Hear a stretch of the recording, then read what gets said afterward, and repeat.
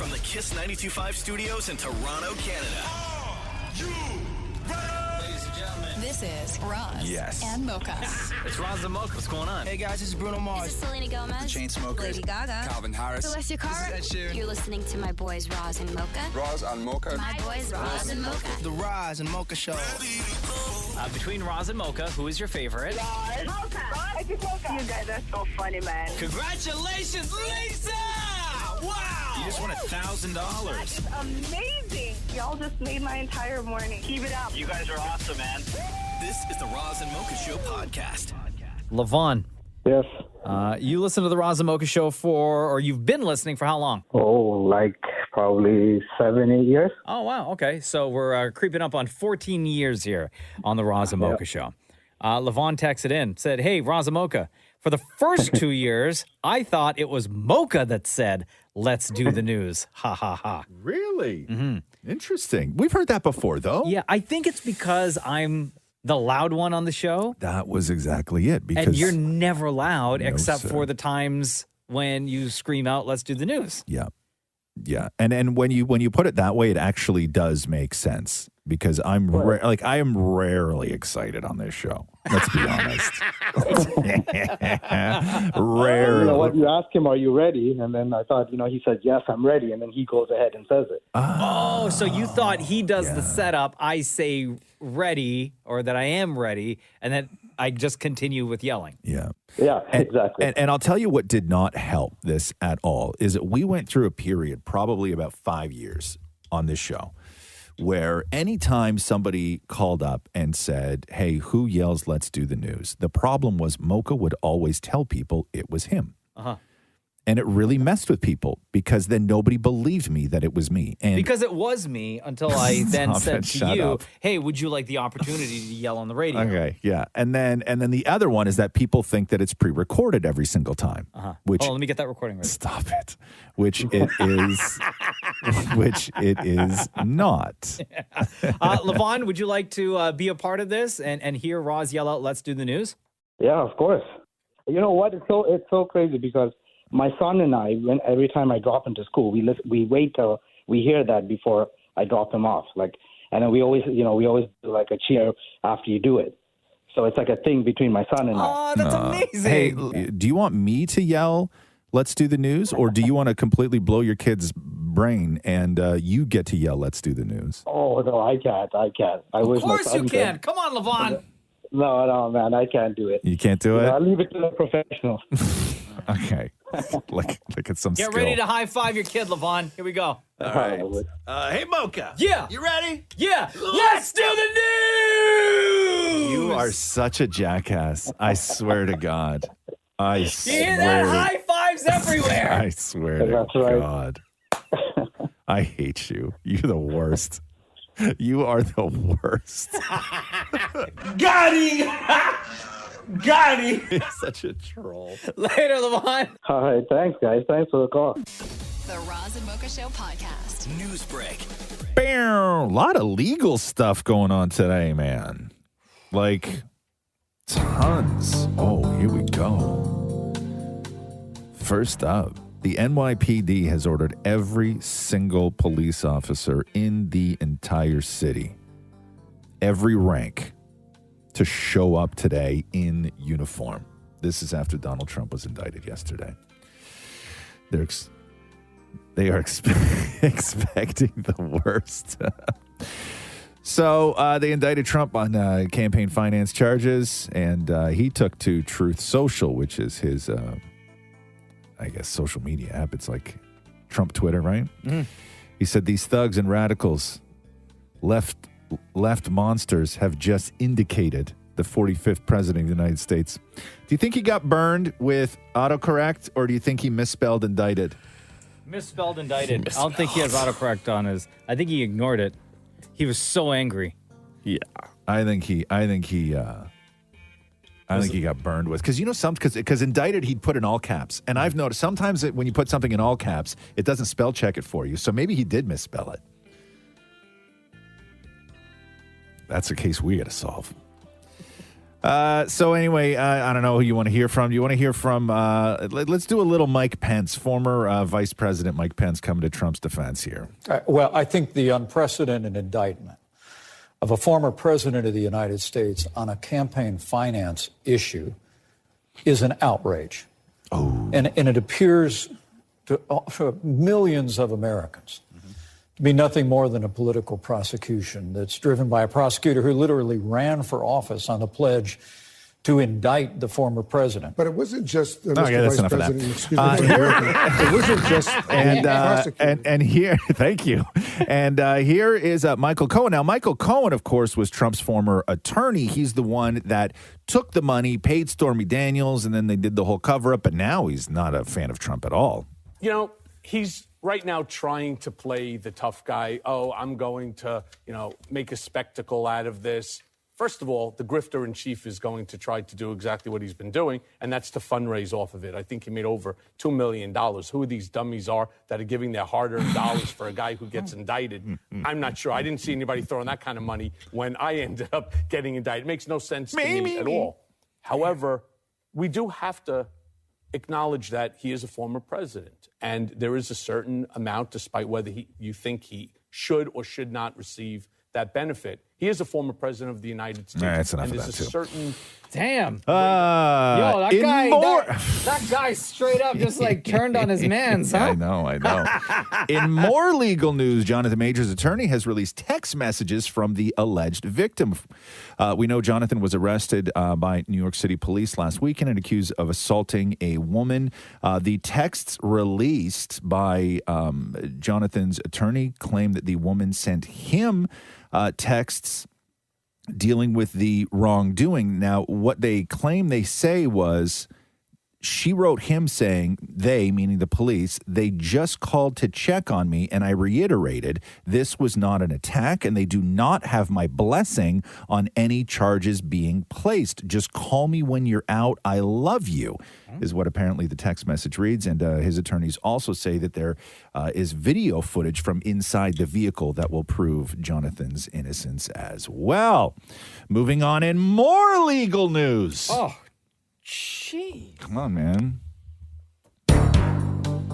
It's all legal news today. Oh, okay. It's kind of awesome. I got nothing else. The Palm Beach Sheriff's Office said a 43-year-old, a 23-year-old, and a 25-year-old are now in custody over the bathroom beating of Tekashi 6ix9ine. Damn. They say the three suspects were being booked into Palm Beach County Jail last night, according to deputies. Tekashi's bodyguard issued a challenge to the attackers. I don't know if you saw this. He said, 4 versus 1, y'all, weak-ass bitches against me. He said? Yeah. That's what he said. Yep. He said bitches. Yep. He said it. Yes, he did. Yeah. And then he said, you win, I pay you $10,000. If you lose, you die. Damn. Accept the challenge. Come on. Didn't Tekashi's baby mama come out and say that the beating was embarrassing, or even worse than that? I think she said that their child found it embarrassing. The daughter, you embarrassed your daughter. You embarrassed your daughter? Damn. Oh, God. What an absolute mess. So all 3 of them arrested. And sort of legal news, Mike Fleiss, the man behind the creator of The Bachelor. Oh. Okay. Stepping down from the hit show after the investigation over workplace misconduct allegations was finished. Warner Brothers recently completed the investigation into claims of alleged racist behavior as well as verbal and emotional abuse that came against Mike Fleiss. After a conversation with Warner Brothers over the results of the investigation, he opted to leave. Fleiss was not formally fired. They said through a rep he decided to, and he declined to comment on anything else to do with the investigation. The new executives in charge are taking over a team that has reportedly been fractured by the ongoing internal culture war at The Bachelor between the old and the new, and has been looking to change the image and embrace diversity. Word is that not everyone on the senior producing team is happy with the new bosses and their direction. Bam-a-lamb. Damn. The The Roz and Mocha Show podcast. There is a verdict in the Gwyneth Paltrow Utah ski slope incident from 2016. Gwyneth was being sued by a retired optometrist named Terry Sanderson, who alleges that Gwyneth skied into him on the slope and caused him permanent damage. He was suing for $300,000. Gwyneth was countersuing, saying, "Nuh-uh, he ran into her," and was suing for $1 plus lawyer's fees. Here is the verdict from yesterday. Has the jury reached a verdict? Was Gwyneth Paltrow at fault? No. Was Terry Sanderson at fault? Yes. Did Terry Sanderson's fault cause Gwyneth Paltrow's harm? Yes. What percent of the fault do you assign to Terry Sanderson? 100%. Damages. What amount fairly compensates Gwyneth Paltrow for economic damages? $1. Oh. In your face. Bro. And they brought out, too, they did... what, the $1? No. When they called him back to the stand, too, because he said that he had, like, permanent, like, head injury and stuff like this. And they brought sat him on the stand, and they brought up, like, all his socials from 2016, where they're like, what about when you were traveling here? And what about when you were traveling here? You don't look like you're in pain on this lavish vacation or this lavish vacation. Yeah, it wasn't good for him. It wasn't good. But you know what they should have done? After all of that, like proving all that stuff, they should have had him in the court hand her the $1 bill. I know. It's a process, though. But here is Terry Sanderson after the court case talking to Extra. Did Gwyneth Paltrow touch you as she left? She did. What? Her exact words, "I wish you well." Very kind of her. That's all she said? That's all she said. Okay, and did you respond? I said, "Thank you, dear." I said, "Thank you, dear." Bob, your lawyer, even said, she's a good person. She's a good mother. She's not lying. Terry's a good person. He's not a good... So somewhere in there, it's just, at the end of the day, she said there was nowhere anyone could go. Yeah, and of course, you get some assumed credibility from being a famous person. People just take that. Who wants to take on a celebrity? Really, no wonder I hesitated, right? It's difficult. Who wants to do that? Someone who learns lines and learns how to play someone else's part and be believable, be credible, and get awarded for that. Who wants to go down that path? But do you think she was lying in her version? Because Bob said no. I believe she thinks she has the truth. Oh. Yo, this man looking to get sued for another $1. He's going to be short, too, by the end of the week. The Roz and Mocha Show podcast. Billie Eilish's concert in Mexico City on Wednesday night was rained out. Organizers wanted the crowd to go home, but Billie took to the stage to sort of explain everything that was going on. What a night, huh? Ay, ay, ay. You can't do a show, and they came to me and they said that I couldn't do the show, and they were like, you gotta leave, and they gotta go home. And I was like, no. So I thought if it was okay, it's not a lot, but if you're down with me and Phineas singing like 5 acoustic songs or something. Oh, wow. Because it was dangerous to actually have the full band and full production up, so she and Phineas came out and did a couple acoustic tracks. Kind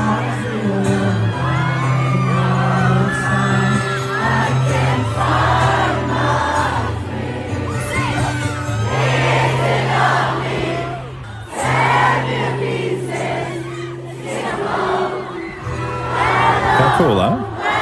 Good for her. Yeah, it's kind of cool. Oh, that's so good. I love it. I like that. Really good. The Roz and Mocha Show podcast. Oh, Britney Spears. So Britney took off to Hawaii with her manager, and she got out of the car and into the plane with no wedding ring on. No! And then Sam Asghari, her husband, was seen out running errands while Britney was gone with no wedding ring on. Maybe they were getting it cleaned. No. So they tied the knot last June after being together for 5 years. Yeah. And Britney went on social media she posted like a shot of the two of them together, right? And in the picture, she captioned it, "Throwback to Mexico before I got married. So happy and silly here." Oh. What about the times after? What about the all the times- happy and silly times after Right? Mexico? And everybody's like, wait a second. Who posts before I got married? So happy here. Like, who puts the before I got married in there? If you're happy, you just be like, throwback to Mexico. What an awesome trip. Yeah. But nobody does throwback to Mexico before I got married, ...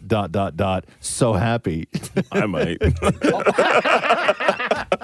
The Roz and Mocha Show podcast. April Fool's Day was over the weekend. Sarah Polley, hold on, let me read you this story. Who's Sarah Polley again? Sarah, she's amazing. Sarah Polley, she won an Academy Award for Best Adapted Screenplay. Just recently, she's done a ton of stuff. She's an incredible director, like a really, really, really great director.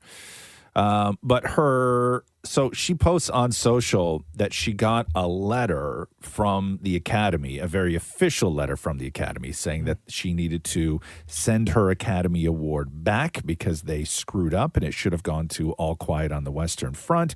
They knew it at the time, but they didn't want to say anything because they didn't want another Moonlight moment, blah, blah, blah. And she captioned the post by saying, "My 11-year-old daughter swung low for April Fool's Day this year." Oh, wow. Bro. Got him! Trolls, man. Trolls. Netflix and Dave Bautista teamed up for an April Fool's Day prank, promoting a Dave Bautista stand-up comedy special. I've never done stand-up comedy before, but Netflix paid me $10 million, so this is an impression I do. It's of my Aunt Liz. It's 5 o'clock somewhere. Knock, knock. Interrupting cow. Interrupting cow, moo. Moo. I messed that up. Pretend you didn't hear that. Okay. Now, got him! So Usher was doing a show on April Fool's, and he did just to sort of troll his audience by like bringing somebody out. And I think that this would have been funny had he used any other name, but there's literally one name that you should never use when trolling an audience. So here's Usher. I said I would have a special surprise for you tonight, ladies and gentlemen. You guys want to know what that surprise is? Ladies and gentlemen, without further ado, put your hands together for the one, the only, Beyonce. Listen to that crowd.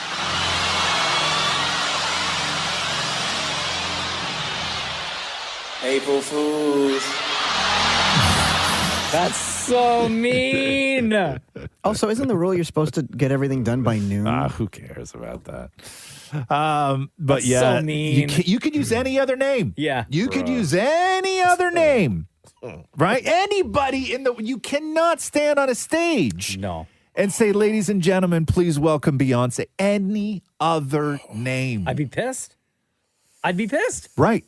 Because now, it goes from being, oh my God, he pulled this joke, right? Yeah. To people walking out of there going, Beyonce didn't even show. Right? We got ripped off. Got him! So what, no Beyonce then? Yeah. Right? I know. He could have said Alicia Keys. Anybody. Right? Because they have songs together. Bro. I wish people could see your little head nod. What? No Beyonce? I'm telling you. Can't mess with people when it comes to Beyonce. It's just not right. The Roz and Mocha Show podcast. Did you hear this Drake song where he sampled Kim Kardashian, and a lot of people say that he's trolling Kanye again? Yeah. Did you hear this? So Take me out the club, take me out the trap, take me off the market, take me off the map. I'm trying to hit the group chat and tell them it's all rap. And then Kim K comes I in didn't here. come this far just to come this far and not be happy. Okay. remember that. Ooh, so is that? I don't even know. Is that a troll to 100%? Yeah. It's because later in the song, he uses other sound bites of Kim, like in the song as a sample. Okay. It's great. Yeah. It's so good. I'm here for it. I'm here for all of it. Whatever, Kanye. All right. That was from a 2001 episode of Keeping Up with the Kardashians where he grabbed that. Hey, I didn't realize this. So Drake last month did an interview with Lil Yachty. Did you hear this? Where he was talking about considering a graceful exit from the music industry. Oh, yeah. Yeah. That went everywhere. I have that here. I was trying to figure out, like, I mean, it makes sense, but do people ever, like, I'm trying to think of the last time somebody sort of like announced a retirement from music, where they didn't just sort of walk away, right? But where they actually were planning an exit from music. Like, it's like that's so rare. Where they do like a lead up? Yeah, where they say, this is it, I'm done, because it never lasts, right? Every artist comes back, and then they Elton do John, he's on his big farewell tour for like 3 years. He's like 100, though, but I don't think he's done that before. But like everybody, announces this is the last, and then they come back. But Drake's a young guy. I feel like I'm kind of introducing the concept in my mind of a graceful exit, like, and almost just kind of. I feel like a lot of people that I've watched as the years have gone on, it's a really addictive, competitive space. And oftentimes you're like addicted to the competition itself. And so, you'll like, sometimes it'll baffle you, like, why are these people still making attempts at trying to be present in the space? And then you'll realize, like, they probably, their needs and desires and their soul was probably fed for so long off of being a guy or the guy that they can't let it go. And so I guess like what's left for me is just to find a way to gracefully like I'm not ready now, but to gracefully like continue making projects that are extremely like interesting and hopefully cherished by people, and then to find the right time to say, like, I can't wait to see what the next generation does.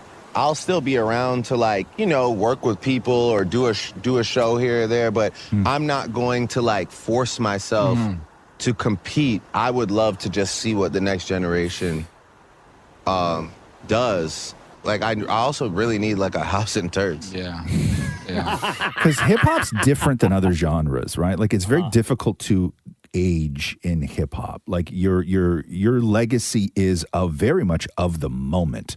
It's not like rock or country or anything else, where you look at even from 15 years ago, like the people who were ruling that world can't sell a show. Ja Rule can't sell an arena.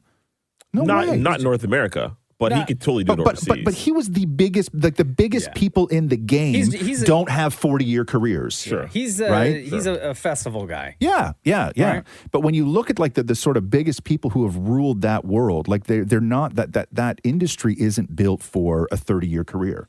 Like it's just not. Yeah, that's what makes Jay-Z the GOAT. If you think about it, he's really the only one that's been able to do so. Is there anyone else? Snoop, right? Snoop and Jay-Z, maybe the only two that I can think of. Snoop's relevant because he's pop culture relevant, though, right? Because he's best friends with Martha Stewart. The Roz and Mocha Show podcast. So, American history will be written today when Donald Trump becomes the first former U.S. president to appear in court facing criminal charges. He is expected to depart Trump Tower in his penthouse in Midtown Manhattan at about 10:30 this morning, closely guarded by U.S. Secret Service for an 11 a.m. arrival. I think he's cutting it close at the downtown offices of the district attorney. Fingerprints, yes. Mugshot, no. Cameras in the courtroom, no. There will be a huge security operation underway with thousands of NYPD on hand to make sure everything happens that doesn't get out of hand. After the appearance, which should last about 15 minutes, Trump is set to fly back to Mar-a-Lago in Florida and deliver a speech at a rally. Oh, okay. So just a quick visit. Just a quick visit. And There was a They can't send someone to the hotel just to do the No. fingerprints there? You gotta go downtown and get arraigned. Somebody on TikTok did a version of "Calm Down." You know when people used to remix the news and Yeah. it used to be awesome. When Trump became president, all that stopped. Well, I know, but like Right? because you When couldn't do it Obama, anymore. you could, man, every speech and they Obama did. And they were so well done. But this is where we are now, and I can't even understand this. Like remixing of the news used to be an art that like people were so good at, and now it's just awful. Listen to this. Calm down, calm down. Girl, is your body putting my heart for lockdown, oh lockdown. Girl, you sweet like fun to hold. Hold on, is that supposed to be Trump? Yeah, it is Trump, I guess. No, Man, this is dumb. Right? It's not good. Like, I miss remixing the news. Like, I really, really do. They used to be so good. And you can't do that anymore. No. And they could have done it with Trump, but the problem was that he was so divisive that if anybody remixed the news, you would be seen as in some weird way supporting him, and nobody wanted that kind of smoke in their timeline. So Yeah. people just stopped remixing. Like everything became too serious, right? But when it was Obama, man, we had gems like this. Everybody knows, and I feel left out. Girl, you got me stressed out. Right? Because ever since I left the city, started wearing less and going out more. Glasses of champagne out on the dance floor, hanging with some girl I've never seen before. You used to call me on my cell phone. Right? The Roz and Mocha Show podcast.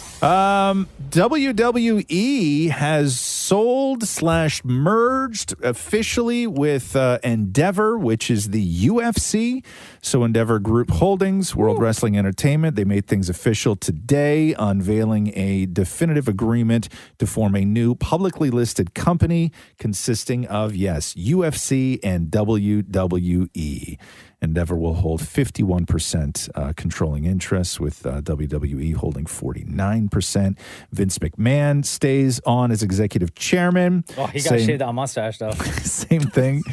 Dana White will continue his role as president of UFC. They said together we will be a $21 billion plus live sports and entertainment powerhouse with a collective fan base of more than 1 billion people and exciting growth opportunities. So It is very exciting. how do you feel about that? I'm good with Does it. it change anything, do you think? No. No? Not at all. I just think that there's going to be a little bit more crossover action. You Yeah. may see some of the UFC guys enter the WWE universe.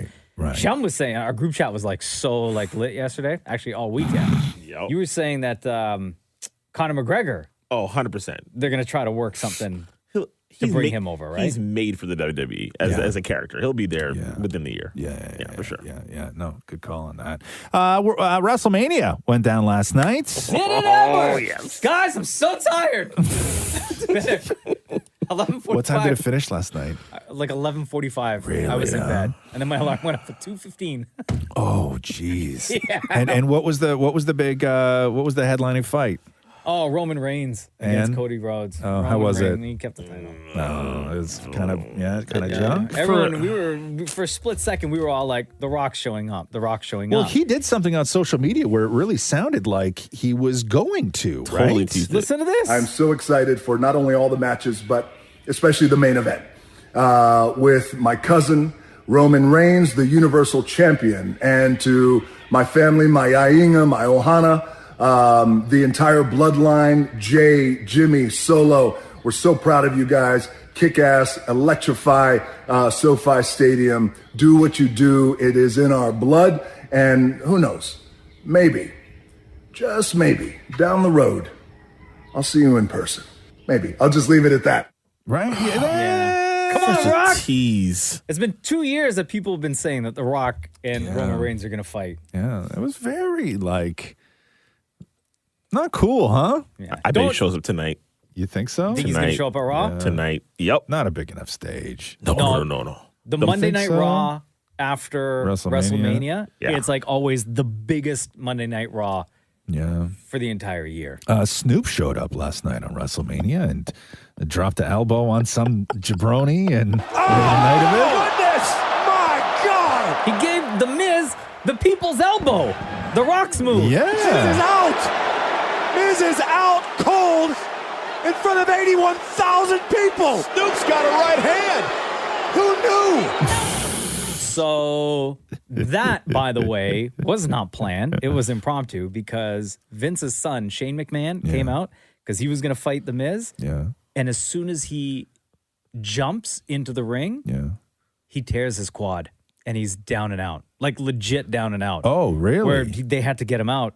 And then they had all this time to fill TV time. Yeah.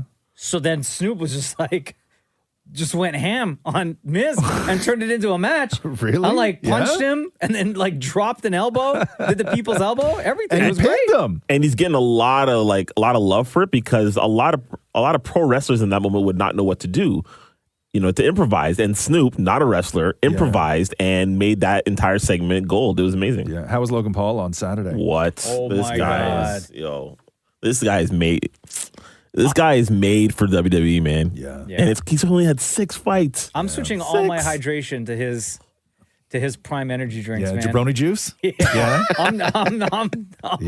I'm all in on Prime. Really, huh? Yeah. That's crazy. That's nuts. No.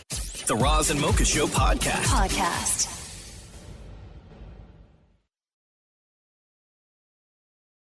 During a TV event on Saturday, Paramount president Keith Cox said, quote, "Our star," speaking of Kevin Costner, "the face of our show and the executive producer, we are very confident that he is going to continue with our show," because there was all that story, the sort of chatter that he would be leaving because he didn't want to actually film anymore. He was cutting down all his shoot days. However, he did continue with this.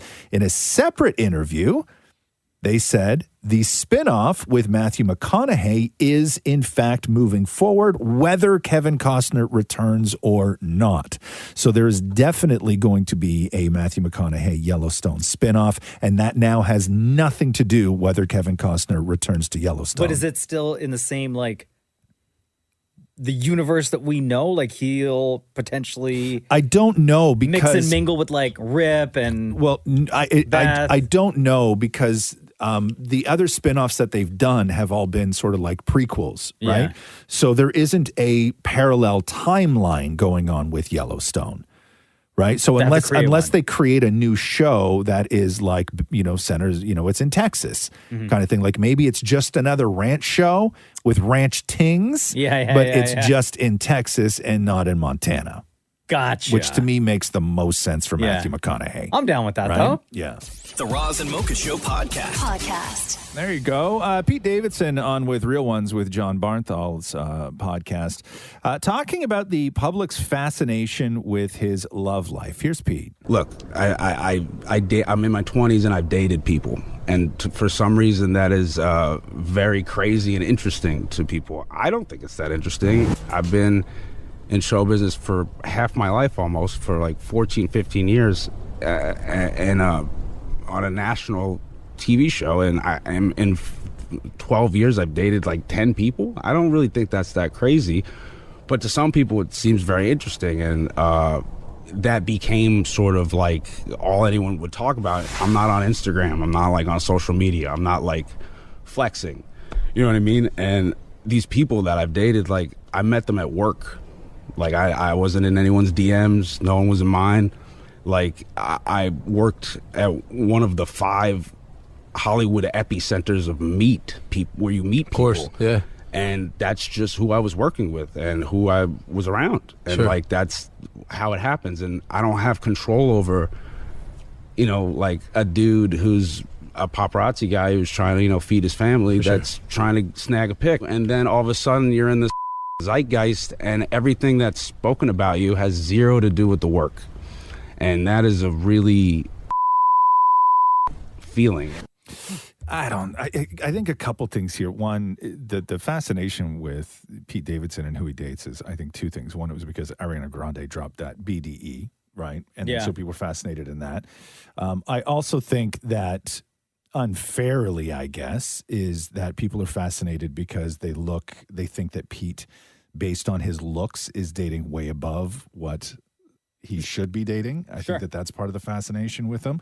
But also, he's going to talk a little bit about SNL here, where he felt weird working on SNL because SNL would goof on him. So play the clip and then we'll come back. When it's your own show, and you know, like I'd be sitting in the back watching the cold open, and you know, the cold open is topical political humor or whatever's in the culture, and then making fun of you, and then you got to walk out and do a sketch next and hit your mark, and the show just made fun of you. So why are they gonna laugh at you? Like, they just dogged you in front of everyone. You feel small. You feel super insecure, and I'm already a very insecure person, and now I'm insecure in the place I'm supposed to feel the most safe. And like, it, you know, luckily we squashed it, talked about it, and fixed that part of it. But it took me a while before I felt comfortable to even say that. Yeah. And yeah, it was weird, and it's still weird, you know. So I feel that Pete Davidson, if he had the control to say, hey, listen, don't goof on me in the cold open because it makes you feel weird, then he had the power to not say anything at all. Because the thing with Pete Davidson on Saturday Night Live was, I've watched Saturday Night Live my whole life, and he was the first cast member where his time on the show was about him. Mm-hmm.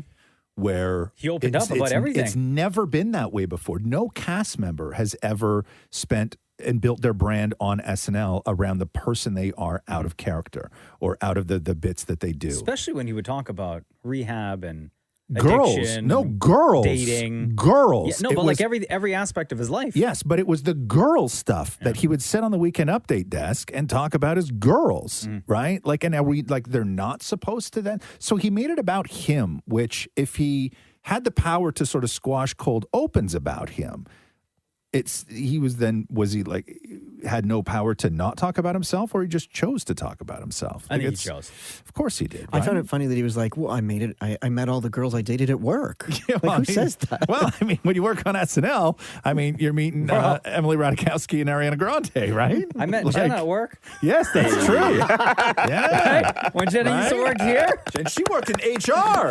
Right? What do they call that? Dipping the pen in the company ink? Is that what they say? The Roz and Mocha Show podcast. This is huge. NASA is set to announce the 4 astronauts, 3 Americans and 1 Canadian, who will be tapped to complete a generation-defining mission to the moon's orbit, returning humans deeper into the solar system than they have reached in 5 decades. This is scheduled to launch in 2024. Artemis 2 will be the program's first crewed mission to the orbit of the moon, flying farther into space than any human since the Apollo program. Wait. Yes. What happened to Artemis 1? I think they're on to Artemis 2 now, and then there's going to be... but what happened to Artemis 1? Oh, they just retire these things. And, like it came back safely. Yeah, Everyone I was think. good. I don't know. I don't know. I don't have that here. But Artemis 3... they're already planning for Artemis 3? Yes, because Artemis 3 in 2025 will be the world's most powerful rocket, and they're actually going to land more peeps on the moon. Like how many? I think like 4 or 5, I guess. And leave them there, or do they come back? They get to come back. The price tag for that is $100 billion. Now, in this... Who the hell's running that organization? Okay, Dr. Evil? So here we go. So $1 million. The Apollo missions from 68 to 72, right?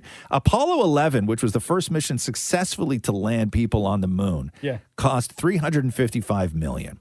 So you want to talk inflation. They went $355 million to $100 billion.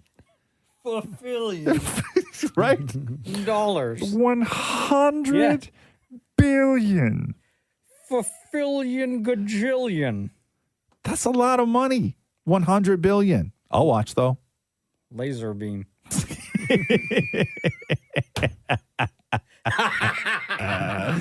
My kid's listening right now. She has no idea what we're talking about because she hasn't seen Austin Powers yet. Oh, Catherine, she hasn't? No, Catherine won't let her watch it. Really? No, it's one of those weird things because I think Is it's it just... because the shagging stuff? Yeah, it's just super sexual, right? Like Should we shag now or shag later? Yeah, like it's... I mean, now that you've said all that, I can probably watch it with her tonight. Oh, sorry. I mean... Roxy, get to school. What are you doing? You know, do I want to like sit there and watch people talk about shagging with my... I don't know, right? I mean, like... If not now, when? Especially that scene. When, Yeah, go ahead, say it. Say it. She's listening right now. Go ahead, say when they're it. taking all the, like, after he's unfrozen. Yes. Right? Yeah. And then the security guard hands him the box with all the stuff that's in the box. Yep. And he was like, that's not mine, baby. Yes, that scene. Right? All that Oh, stuff. yeah. There's Right? that. And then you remember when Dr. Evil and Mini-Me are behind the curtain silhouette and they're doing stuff, right? That's so funny. Okay. Remember that scene? Yeah. Right? Yeah. So, like, I'm sure she'd find it funny. Oh, hilarious. Hilarious. She's YouTubing it right now. Right? No, she's not. No, Oh, she Roxy, is go to not. school, Yeah, damn thank it. you. Thank you.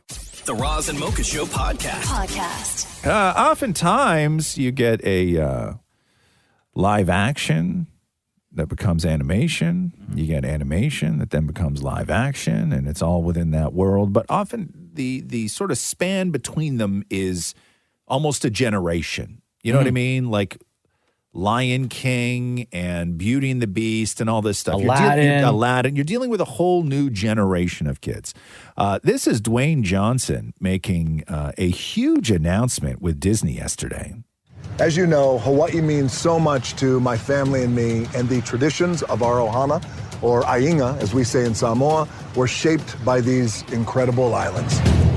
The Pacific Islands and their cultures inspired a very special story, one that you all know very well. And that story is, drum roll please, Moana! That's right. We are so excited and happy to announce that a live-action reimagining of Moana is in the works. Moana, Gramatala, the music, the dance, Te Fiti, Pua the pig, the village, the beautiful, powerful ocean, and one more, what's that guy's? Oh, yours truly, Hey Hey the chicken. Kidding. Hey Hey's gonna be in it, but of course Maui will be in it too. It's still very early in the process. There's so much more work to be done, but until then, there is one more thing that I need to kick this journey off right. Hey girls, do you want to get that special thing that Daddy needs? Wow, you guys are Daddy's daughters. Yeah. You are so strong. Thank you guys so much. We're gonna go in the ocean. Yes. Oh, look at the love I have. Is They ended up- Daddy Maui? No. You guys want ice cream? There you go. See, so Daddy's Maui. They ended up grabbing the scepter that Maui had in the movie. By the way, the animated Moana was only 2016. I know. That's crazy. Like same fans, same generation. Yeah, Which I can't wait. I'm looking forward to it. We only just recently watched that movie. Like in the past, it's so like, good. 6 Hey Hey's months. the best. He is. Hey Hey the He's chicken. best Oh chicken. my god. Oh, it's a lot, the hair, the bod. When you're staring at a Demigod. What can I say except you're welcome? For the tides, the sun, the sky. Hey, it's okay, you're welcome. So good. I'm just An ordinary demiguy. Oh man, looking forward to it for sure. The Roz and Mocha Show podcast. How will the future look in 2050? This is according to experts. So back in the 90s, futurists predicted things for like 2025, like in and around where we are now. They believed that we would be living underwater. We'd be riding in flying cars by this point. But now experts are sort of weighing in on what futurists feel will have us predictions for 2050. They say definitely predictions include making contact with aliens. Already. Some fear that AI will enslave humans. Oh my God, or yeah. climate change will make large swaths of the earth uninhabitable. They also say by 2050, AI will, quote, profoundly reshape the world. There is a dark AI future where those who control AI will gain huge power, while 99% of the population will be disenfranchised. The AI lords will control the world's data and turn the rest of us into serfs. They also say by 2050, people will commonly implant chips inside their bodies and enhance themselves. The chips will monitor conditions within the body and enable people to stay in touch with their health. They also say in the future, relatives who die may not really be dead. dead, and you'll be able to upload your conscious sort of like to a chat GPT type system. And so your family members will still be able to communicate with you through a chat GPT type system. Like that show Upload on Prime. That's exactly it. Maury, where do you think we're going to be in 2050? Do you have any predictions? I've always thought about this. I think that we'll be able to pay for things via trade. Via trade? Like if I want your car and you're willing to like sell it to me, I could trade you a book or something. Can I just trade money? But isn't that going backwards? That's what it was in like 1850. Yeah, but with newer things. Like a new book? No, instead of like... I'm going to trade you this book that just came out last week. Hold on. You say that we're going to be so advanced by 2050 that we'll be able to trade for things? Yes, absolutely. Money will be obsolete. We could trade. So there will be no money? No, you trade for things. You only trade for things? There'll be less anger in the world because you're not fighting over money. You'll just be like, oh, look, I like your necklace. Here's... a piece of leather. In the year 2050, I find my dream house. What am I trading for that dream house? Yeah. What are you offering? No. Like, what would Mocha have to trade to get that dream house? He could trade his Honda minivan. Honda minivan. So, Maury, you understand. Like a Honda Odyssey. For a dream house. For my dream house. But maybe that person really needs a Honda Odyssey.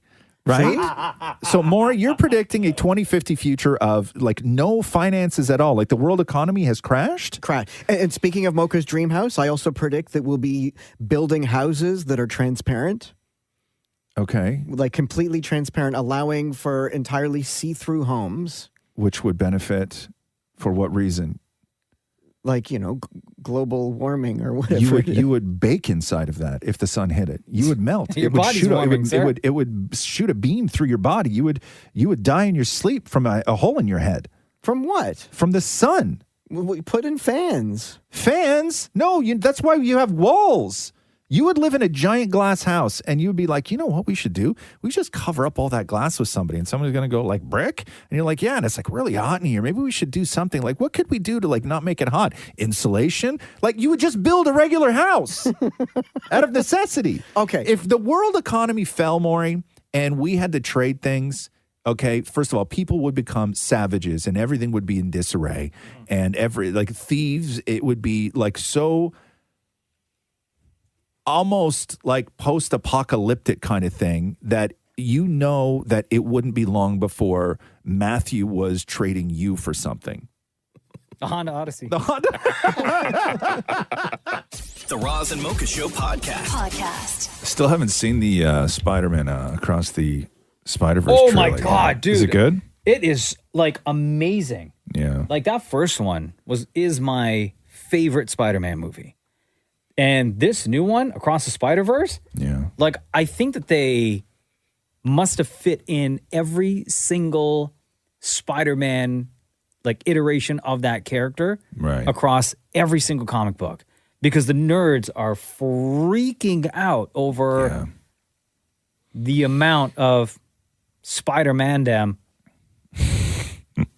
that are there. And the Easter eggs, oh my God, it's so good. So good. Elon Musk changed the Twitter logo to the Dogecoin dog. What? I don't know if you saw it, if you've been on Twitter today. If you go on Twitter, the Twitter logo is not the bird anymore. It's the... Oh, come on. It's the dog, the Doja dog. I guess because he was named in a lawsuit last year accusing him of racketeering over promotion of Dogecoin, the cryptocurrency. So I guess because of that, he's changed the Twitter bird to the dog. How many people did he put on that project? I don't know. I have no idea. Come on, man. I hear ya. Oh, yeah, he did. Yeah. But not on the app, only on the website. Only on the website, yeah. The Roz and Mocha Show podcast. Sarah Beth Lee was the American Idol contestant who made news a few weeks ago when she accused Katy Perry of mom shaming her. So Sarah's young, 25 years old, and has 3 kids. And when Katy found out, she was like, you need to spend less time lying down or something like that, making a joke. And then Sarah went on social, on TikTok, and was continuing on with American Idol despite which she felt was being mom shamed by Katy Perry. And I guess that they made up. Something happened where during the live shows and everything was fine. So Sarah last night performs, and immediately after performing, just like walks off the stage and bails on the show. Listen to this. You don't have to put on the red light. Those days are over. You Sounds don't good, have right? to sell your Like body really good. to the night. Roxanne. This opportunity is really rad, but this is actually going to be my last performance because my heart's at home, so I'm going to get home to my babies. They kind of need me, so thank you. Thanks. What just happened? She gonna leave? What's happening? Yeah, so they were like, what did she just do? And then I guess the producers got a hold of her and brought her back out so the judges, Katy Perry specifically, could try and convince her to stay. I'm going home. It went a lot better than I thought it would, but I'm going to head home to get home to my babies. That was a mistake. But the thing I see in her is her fighting spirit. It's all to you. I feel like I'm not going to hold the show anyway, so I might as well just go home. The judges want to see you. Sarah Beth, I know, life is scary. For sure.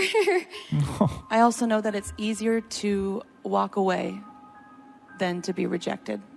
But then I also know that you lose out on your fullest potential.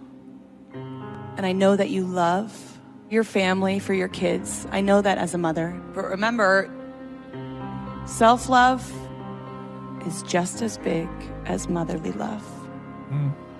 Don't leave the competition. You've opened a door you never thought you would open.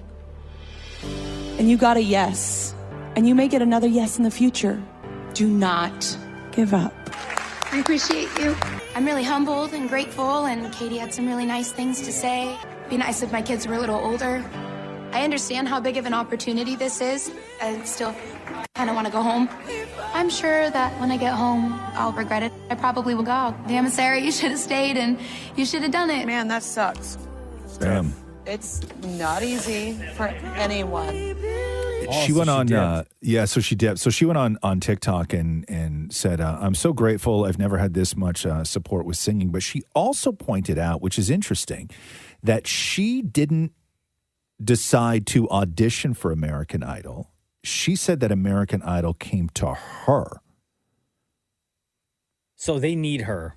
So I guess American Idol, instead of the tradition of, having hundreds and thousands of people line up like we've always been used to seeing, they now go on TikTok looking for people who they think will be great for the show. Then they ask them to audition for the show. They probably were looking to keep her, not because they thought that she would go far in the competition or maybe even win, but they need her because of the story that blew up. Right. They need eyes on the show to see what's going to happen with Sarah Beth. So I'm assuming that now Sarah Beth has a better shot at a singing career than she did. Do you think maybe part of the reason, I know she said she wants to be with her kids, but do you think since everything happened on the show that people had been reaching out to her already? Talk to anybody who's won American Idol. The worst thing for your career is winning American Idol. Like she's probably already got deals lined up. Not lined up, but offered. Right? Yeah, I'm sure she does. And I don't know what those contracts are like. Apparently they're crazy. The Roz and Mocha Show podcast. Scarlett Johansson doing an interview with the Skinny Confidential Him and Her podcast. That is a mouthful. Wow. Talking about why she doesn't have social media. Here's Scarlett Johansson. I honestly am too fragile a person to have social media. My ego is too fragile.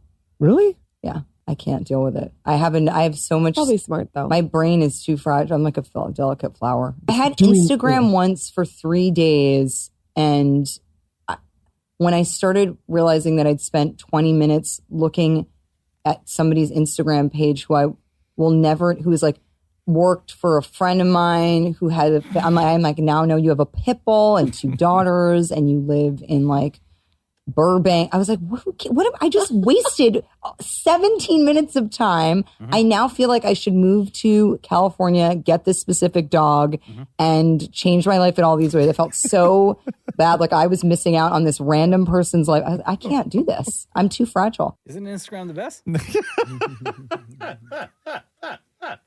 Scotcho, you don't know. She using it wrong? Yeah, completely. Yeah. The Roz and Mocha Show podcast. Donald Trump arrested yesterday. We all saw that. New York law enforcement brought him in. This is on the hush money scheme with porn actress Stormy Daniels, who, by the way, her search analytics have shot up, like way, way, way up. I was just reading an article. Oh. Don't know where, but people seem to know. Really? Yeah. Trump pleaded not guilty to 34 felony charges of falsifying business records in the first degree. On the drive to the courthouse, he went on Truth Social and said, heading to Lower Manhattan, the courthouse seems so surreal. Wow, they are going to arrest me. Can't believe this is happening in America. In America. And then he dipped and he sat in court, pleaded not guilty, and then got back in the car, went to the airport, flew down to Florida. He was back at Mar-a-Lago in no time, where there was all sorts of Trump supporters there, where he said this. God bless you all. God bless you all. And I never thought anything like this could happen in America. Never thought it could happen. The only crime that I have committed is to fearlessly defend our nation from those who seek to destroy it. Now, I know cameras were not allowed in the courthouse, in the courtroom, sorry. Did he have to say that he's pleading not guilty, or did he just do that through his lawyer said he wanted to say it. Yeah. I think that you have to. And the sketch artist that they had in there, oh man, if you see the picture, it's so rude. All sketch artists are they're the devil, those people. Yeah. They really I feel are. like they go and they really amp it up, the troll job, right? Monsters. They draw monsters for a living. That's how they drew Donald Trump, as he looks like a monster. Yeah, but that speech, I think a lot of people were thinking that it was going to be this like over the top, like thumping whatever. But his lawyers have this is like there's no messing around now. And now you got to let lawyers do what lawyers do. Edit, and you can't screw up, right? Yeah. So he was pretty subdued yesterday. Sketch artist, man. I sat next to one once, and I thought they still drew on paper. It's all digital. It's like an Etch-a-Sketch thing now. No, it's on an iPad. Yeah. With a I thought they stylus still pencil. did it on like paper with a pen. No. No. It's all iPad. Etch-a-Sketch. Yeah. No. When has anybody ever used an Etch-a-Sketch, Maureen? My 5-year-old has one at home. Yeah. I was trying to think of what it would look like, but then you said iPod, and I'm like, yeah, that makes sense. Are you? iPad, sir. iPod hasn't existed in years. God, next story. Like, I swear. What was the, first of all, I think that you're confusing Etch-a-Sketch with something else. Etch-a-Sketch, Maury, is the one with the wheels. Yeah, I was thinking of what the size was and stuff, yeah. But you're thinking of the one that you used to write on with the plastic pen and then pull up the paper, with the carbon paper underneath it. Yeah, what was that? I don't know. You brought it up. But you reminded me. Well, you figure it out. Or were you really thinking about an actual Etch-a-Sketch? You know how difficult Etch-a-Sketches are? You think somebody's going to draw a human in court with an Etch-a-Sketch? There's no break in the lines. No. You're making. You can only go left, right, up, and down. Etch-a-Sketches were the worst. What a horribly frustrating toy that was. What a horribly frustrating toy Etch-a-Sketch was. Well, it kept you busy. Kids have it so easy these days, man. I swear.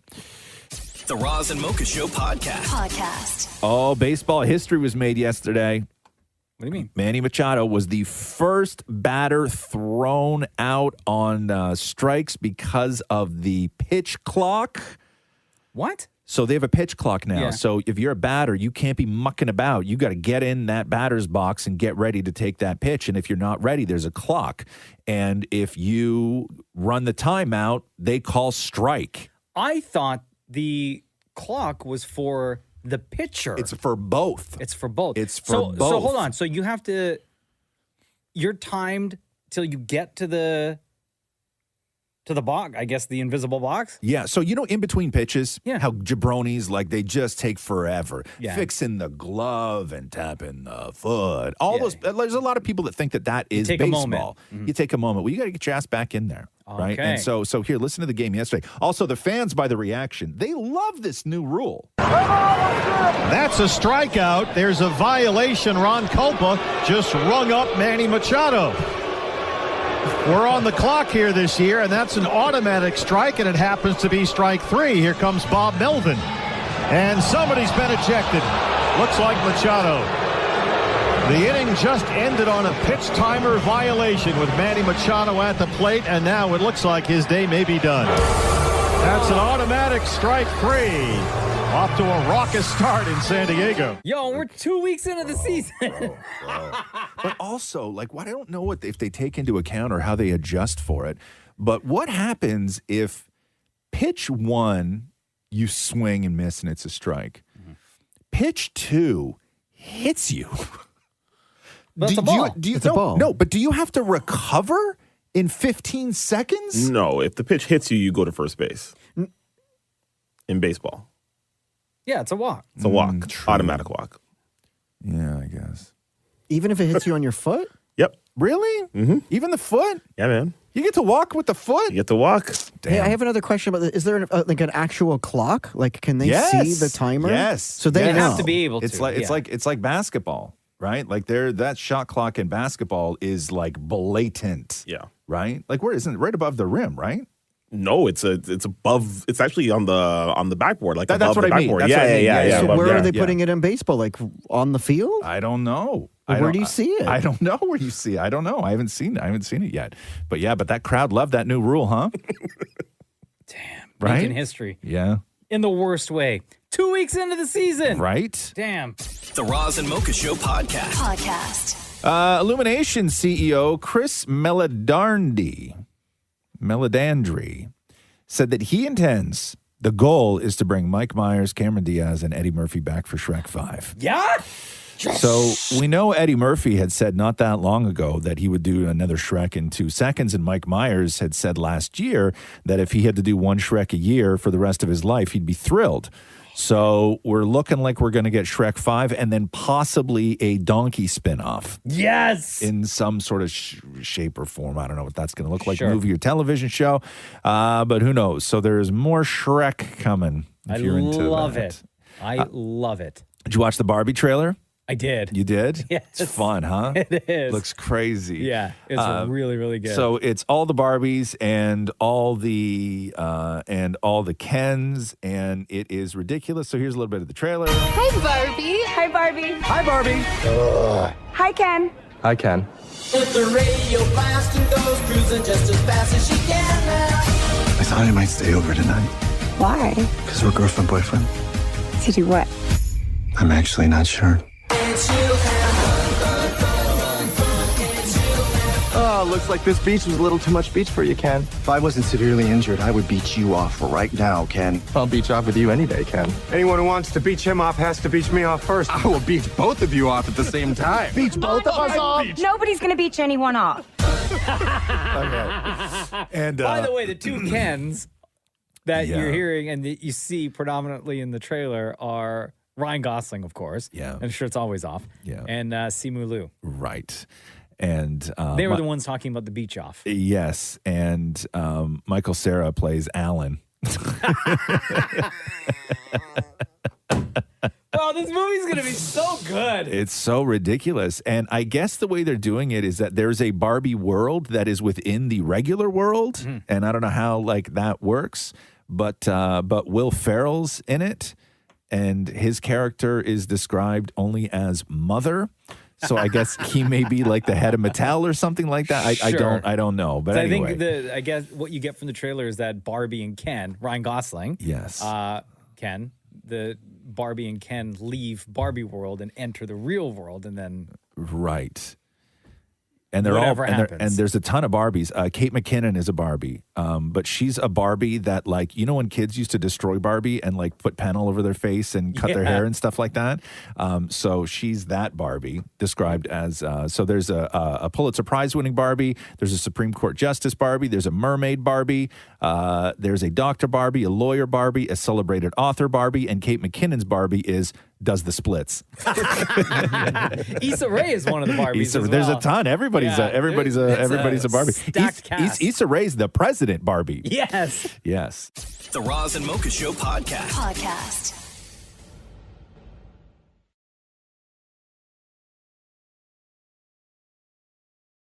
Chris Pratt on with Drew Barrymore yesterday talking about sort of where he was in his life before he met his now wife, Katherine Schwarzenegger. I've met Katherine, now it's been 5, maybe 6 years ago, and God has a fast forward button, like when it's right, boom, you hit, you fall in love, you get married.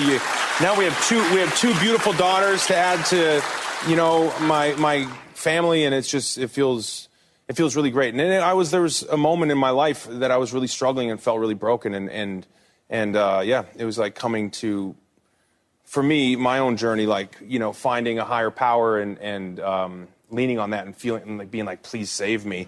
And then feeling saved, and then shortly later meeting, the woman of my dreams and being like, this feels great. It's all about timing, and there's a perfect plan out there for you. And I think you just have to have faith. And if the minute you have faith, it falls into place. I think Chris Pratt's openness to discuss things like faith and purpose and all that stuff publicly, being as famous as he is, hurts him. I think a lot of people dislike Chris Pratt, which I don't think. I mean, there's a lot of people who very much dislike Chris Pratt. And when you look at the reviews right now for the Super Mario movie. Oh my God, don't tell me they're bad because I already got our tickets for Saturday. So the critics' reviews are at 54%. The audience score is 98%. Oh, okay. Okay. But when you go through and you start sort of reading, they seem a little personal at times. Oh, the critic reviews? Yeah. Like I wonder if people are just very much go out of their way to give Chris Pratt a harder time than they would maybe somebody else just because they don't like him.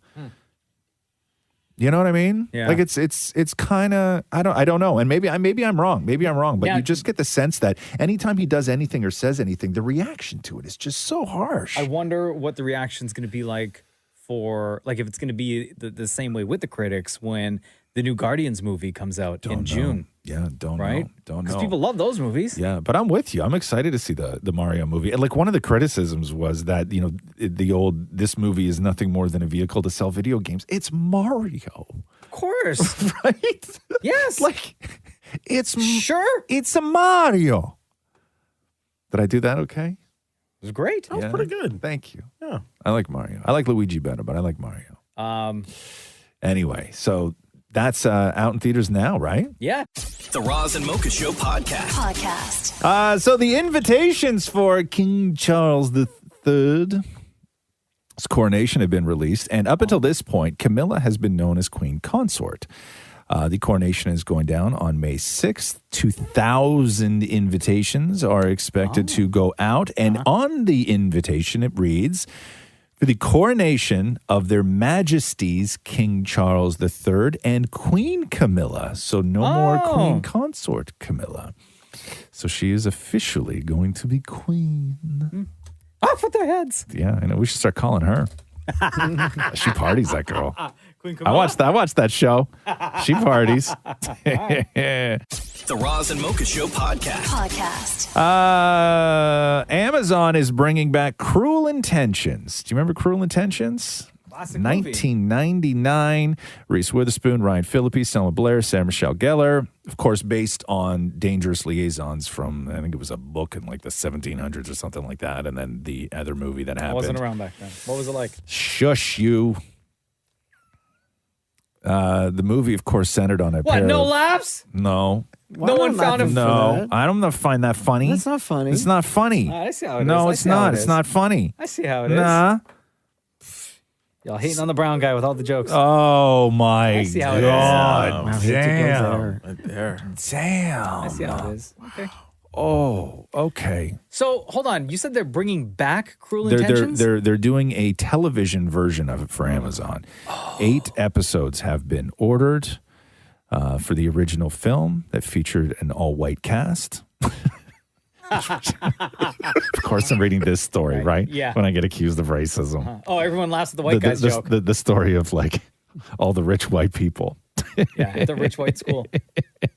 With their rich white problems. Do you remember the movie at all? Like the plot of the movie? It was the 2 step siblings who made a bet that they could both seduce the one classmate.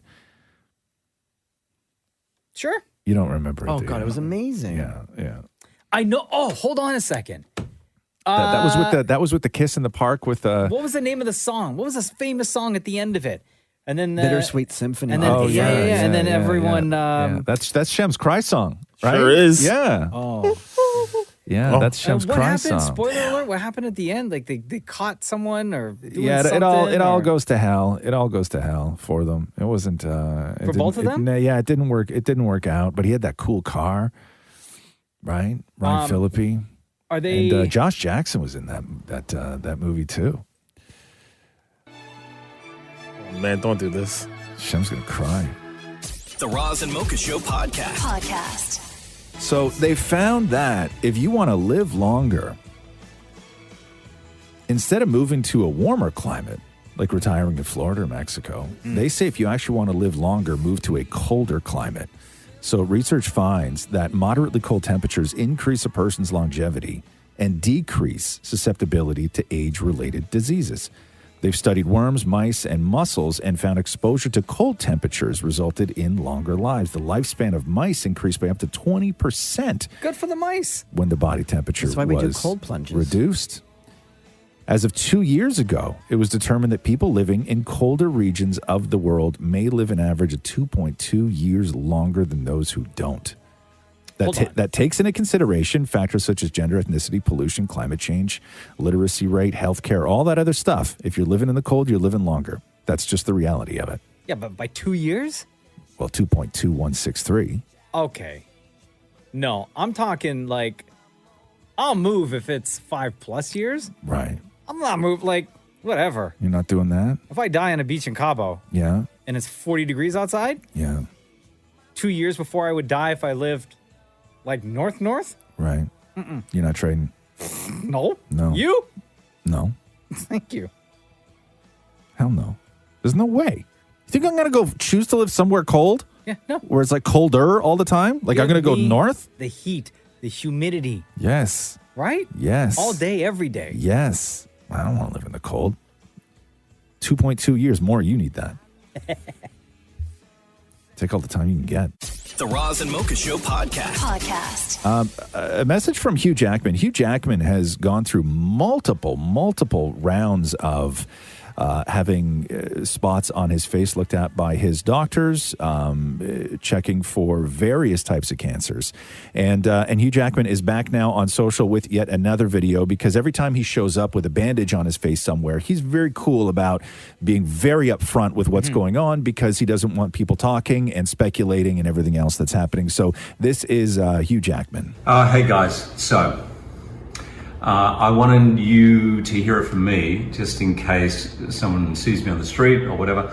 I've just had 2 biopsies done. I just went to my doctor, Dr. Iron, who's awesome, and she just saw little things, could be or could not be basal cell, in her opinion. She doesn't know. I'll find out in 2 or 3 days, and as soon as I know, I'll let you know. Just to remind you, basal cell in the world of skin cancers is the least dangerous of them all. However, if I can just take this opportunity to remind you, summer is coming. For those of us here in the Northern Hemisphere, please wear sunscreen. It is just not worth it. No matter how much you want to tan, trust me. This is all stuff that happened 25 years ago. It's coming out now. Put some sunscreen on. You'll still have an incredible time out there. All right? Please be safe. Wow. Yeah. Hugh Jackman.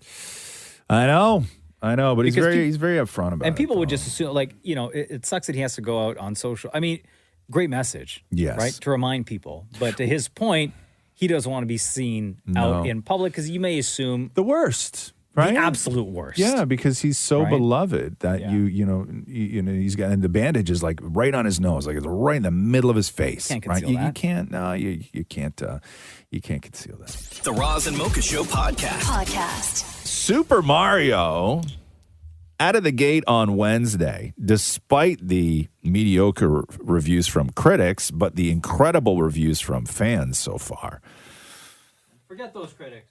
Took in $26 million on Wednesday for what is going to translate into a potential $86 million 3-day total and a $127.5 million long weekend 5-day total.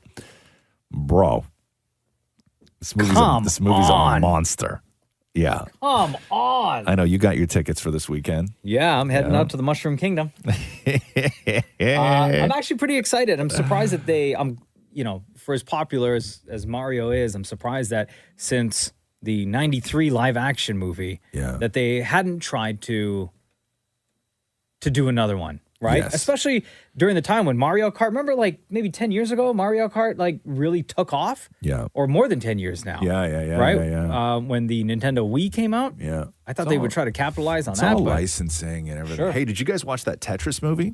Not yet. I'm going to watch it it's this really weekend. Great. Is it It's re- good? Yeah, because I saw did you see the documentary years ago? No. The documentary is incredible. Yeah. Like the documentary on Tetris. I think it might be on Netflix. I don't even know. where Apple what- TV. No, it's I Apple think. TV. Yeah. No, the documentary. Oh, okay, yeah. okay. I don't know where I watched it, but it was years ago because it's such a fascinating story about.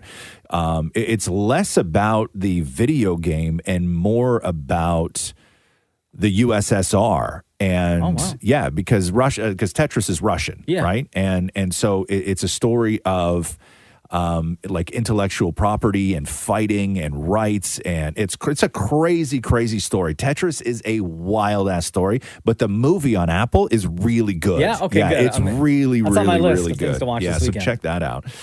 The Roz and Mocha Show podcast. Seamus Power at Augusta National. The Masters Round 1 starts today, but yesterday, 2 back-to-back hole-in-ones. From one guy? From one guy. Listen to this. It's Seamus Power, downhill, 114 yards. There has not been a hole-in-one yet today. That sure sounded like a hole-in-one, Rourke. This is Seamus Power on 9. Have the proper speed. It looks good. Seamus Power on back-to-back holes. It was Hold on a second, they were though. doing it was a par 3 contest, right? So they were only hitting par 3s. But this doesn't count towards. No. It's the tournament What a starts today. waste. Yeah. You wasted it, bro. Yeah, but on a par 3 contest hitting back-to-back hole-in-ones, you got to be kidding me, man. Right? That's incredible. Incredible. Shout out to the par 3s. Right? But it still doesn't go towards his, No. right? His score to get the green jacket. No. Nothing like that. That's got to be a lot of pressure, though. Now Yeah. you're going into the weekend after back-to-back holes in one? Yeah. You're the guy. Do you say holes in one or hole-in-ones? Holes in one. Holes in one. Or hole Back-to-back? in ones. Hole in ones, isn't it? Hole in ones. Holes in one or hole in ones? Let's go to our English major. Damon Maury. Is it hole in one or holes in one? Hole-in-ones. Hole in ones. No, it's got to be holes in one. Holes in one. Yeah, No, there are because two holes. that means there's 2 holes in one hole, according to you. What? No, 2 holes. Yeah, but if you say holes One in ball, one, 2 holes. If you say holes in You don't know, though. It might not have been the same ball. It might have been 2 balls, 2 holes. Right? You don't know. You don't know. I didn't mean to say that, I swear. Yeah, because when you're that lucky, you want to keep that ball safe, right? Absolutely. So you might switch it up and use another ball. Amen. Yeah. I don't know. Maybe we can figure that out. Is it hole in one or is it holes? Is it hole in ones or is it holes in one? It's interesting. The act is a hole in one. Yes. So if you have 2 of them, it's hole in ones. He got 2 hole in ones or he got 2 holes in one. Interesting. according to Google, hole in ones. But what do you mean according to Google? What does that even mean according to Google? According to Quora. What? Quora. Okay. They also tell you how to cover up a murder on that website. Okay. Yeah. 1 body, 2 holes. That's always the recommendation. Seen that movie. The Roz and Mocha Show podcast. Do we have time for Matt Damon? Always have time All for the right. great Matt Damon. Matt Damon talking to Jimmy Fallon. Air is out in theaters now. A lot of people really, really loving this movie. This is Ben Affleck directed about the 2 guys who struck the deal with Michael Jordan's mom to come up with the Air Jordans. And they went kind of like all in on this movie where this is the return of Matt Damon and Ben Affleck working together. I know a lot. We know that they're friends and everything. Yeah. But this is Matt talking about whether they went over budget or not. Did you go over budget? In 3 places we went over budget. We went over budget, but in all really good places. We went over budget in construction because we were moving so fast that we had the construction teams working 24 hours a day to build the sets, or else we were going to run out of stuff to shoot. So we had budgeted 33 days and we shot this in 24. So we were moving really fast without even trying to. And then we went over with we had budgeted we had allotted a certain amount of money for cast, and then we got this cast, so we paid more. Yeah. And we were very happy to pay more. And then we went over budget on food trucks. Because we had You're a smart guy. You know how to throw a party. Well, we've been doing this for a long time, and we know what matters. Secret. And people would come out and they'd be like, "Wait, there's a Korean barbecue truck." Yeah, that's exactly right, dude. Yeah. It makes everyone happy. Yeah, it was really, really. It was the most fun either of us have ever had making a movie, and we've had a lot of fun making movies. Hey, That's listen, the way to do it. If you're going to go over budget, food trucks for the staff? It's the way to do it. That's how you get it done. The Roz and Mocha Show podcast. So back in the day, there was all this controversy when Diddy sampled Every Breath You Take by the Police for I'll Be Missing You. Classic song. Right? Oh, it's a great song. And was there permission? Was there not permission? All this stuff. And then over the years, it was realized that Sting and Diddy settled on whatever. And so Diddy... Because the original sample, of course. Yeah. Police. So what happened now? Let me guess. They're fighting? No. They're not fighting. It's all settled. It was settled years ago. But Diddy has a correction, though. So Diddy posted a video. This was an interview with Sting from 2018, where Sting threw out a number that he makes from just the sample that Diddy used. Is it true that Diddy has to pay you $2,000 a day because he didn't ask permission to sample Every Breath You Take? Yeah. Wow. For the rest of his life. Wow. But did he ask you for permission? Yes, he did. After the fact? Yes, he did. It was after. We're very good friends now. So the claim was $2,000 a day is what Diddy pays him. But Diddy reposted this video. Yeah. And in the caption, all Diddy wrote was, nope, $5,000 a day. Love to my brother. $5,000 a That's what Diddy is claiming. That's a different kind of money, though. That he pays Sting. Yeah. You look shocked still like you have something after to all say. these years. That's $1.8 million a year. Yep. Oh my God. Yep. For the rest of his life? Yes. Yes. Wow. Bro. Yeah. Every breath you take Right? is money. It would have been cheaper if he and Sting had a kid. You know what I mean? Yeah, you want to go half on a baby? Right? The Roz and Mocha Show podcast. Reese Witherspoon and Tom Brady's reps are clearing up rumors that they're dating. I didn't even know this. Well, because Reese just recently, last month, announced her divorce from her husband of almost 12 years, Jim Toth. And then I guess people had been talking because Tom is Giselle and whatever. Anyway, so both of their reps, both a rep for Reese and a rep for Tom, told People magazine. Reese's reps said that these rumors are completely false. Brady's reps also confirmed that the rumors are completely untrue, quote unquote. And then another source said that the two haven't even ever met. Jeez. So how does all this start? Rumors. I think people are just wishful thinking that it would be kind of cool if Tom Brady and Reese Witherspoon were together, I guess. Both recently divorced. I guess. I don't know.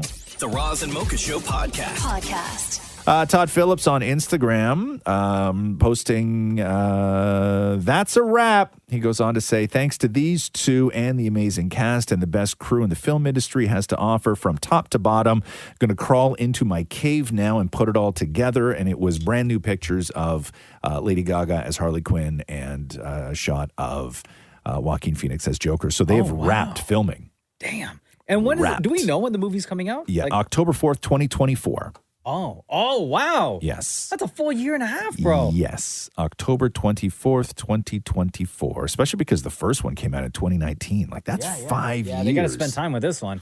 And you know what that means. This is going to be a long-ass movie. Yeah, but the new shot of Joker, because up until now, all the shots of Joker that have been released from set, his makeup is sort of like all rubbed off and everything else.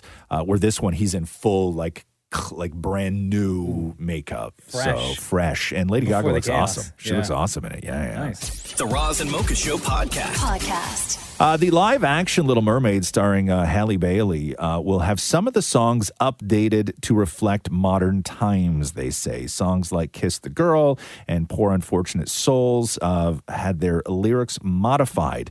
Alan Menken, who co-created the original soundtrack, said there are some lyric changes in Kiss the Girl because people have gotten very sensitive about the idea that Prince Eric would in any way force himself on Ariel. Poor Unfortunate Souls also has a line that was revised where Ursula says, quote, "The men up there don't like a lot of blabber. They think a girl who gossips is a bore, yet on land, it's much preferred for ladies not to say a word." And Menken says, "We have some revisions in Poor Unfortunate Souls regarding those lines that might make young girls somehow feel that they shouldn't speak out of turn, even though Ursula is clearly manipulating Ariel, giving her bad advice," right? So why fix that? That's just a bad character doing a bad thing. I wonder if they just figure that then they would have to change. Like if they change two things, then they got to go back and change everything. But that's the whole point is Ursula's the baddie and she's manipulating she wants the voice. So she's saying, listen, up there in that world, they don't like girls who talk. So give up your voice. Like it's part of the manipulation play as opposed to anybody thinking that she's coming from a kind place with her advice. Like she's trying to help. That she's not trying to help at all. I know. Like at all. So I'm sure more people will find something to complain about. I'm sure movie, sure they will. But you know, Kiss the Girl, I understand. Kiss the Girl. Kiss the Girl. Well, how does that song go? All I know is Kiss the Girl. Yeah. Who sings that one? Is that the Sebastian? Thing? Sebastian? The crab. Do you know all the characters of Little Mermaid? No, just Ariel, Sebastian, Yeah. Flounder, Yeah. Ursula, Yeah. King. Yeah. Not all of them. No. Thanks for listening to the Roz and Mocha Show podcast. Catch the guys live Weekday mornings from 6 to 10. on Kiss 92.5 Kiss925.com. or download the Kiss 92.5 app.